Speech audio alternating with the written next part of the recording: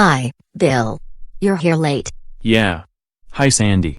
Honestly, I am sitting here wondering what I am doing. You seem upset. Why? Is there something I can help you with? I just don't know why I am doing this. What difference am I making? It's like everything I do is pointless. What do you mean? We make a difference every day. What makes you question that? All we do is prepare kids for tests.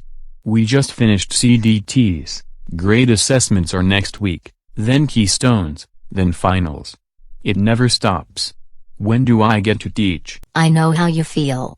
We all do, but even though we are bound by certain rules, there is always a place in your classroom to express your philosophy of education. My philosophy of education? What do you mean? You know, your vision of what the purpose of education should be. What each of us is doing here. I think the purpose of education is to provide all students opportunity and access to an equal, high-quality education that considers not only standards but also their interests. This will prepare students to go into the world and be productive citizens who are ready to meet and adapt to societal changes. No offense, but don't you think that's too idealistic? As Elliot Eisner said, perhaps we should be less concerned with whether students can answer our questions than with whether they can ask their own. I understand what you're saying. We should help students become independent thinkers, as you said.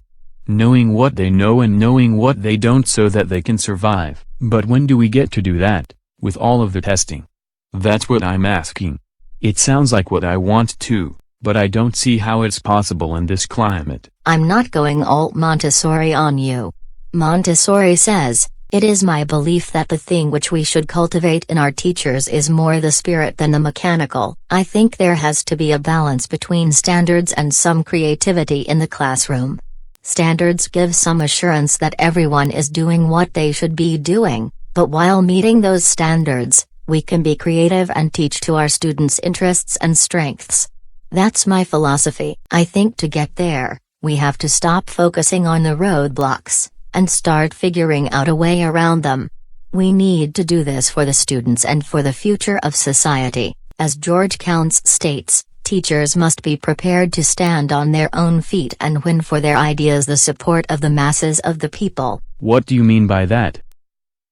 I mean that part of my philosophy of education is that teachers, administrators, parents, students, all stakeholders must work together. But teachers must lead. We need to be less adversarial and demonstrate our expertise. Perhaps the high scores on state assessments will increase the public's confidence in us as experts. Then, we can concentrate on meeting each student at their level and providing them with the tools they need to become productive adults. And then maybe I can get back to doing what I love to do most. Enjoying the excitement of watching students learn. I think our philosophies are the same.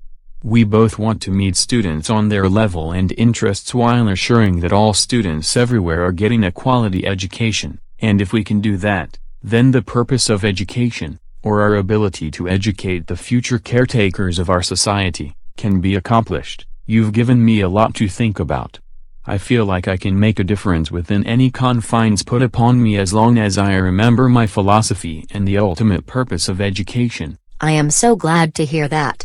Now we can both go on to fight the good fight and keep our focus set on the bigger picture and not get caught up in the political ups and downs. Yes. I feel much better, and I'm ready to rock it tomorrow. I'm Mr. Smith, captain of my classroom. Haha. Don't get too carried away. You're not a superhero yet, but you'll get there. I'll see you tomorrow, Captain Bill. Yes. I'm ready. I'm a teacher, and I'm going to teach.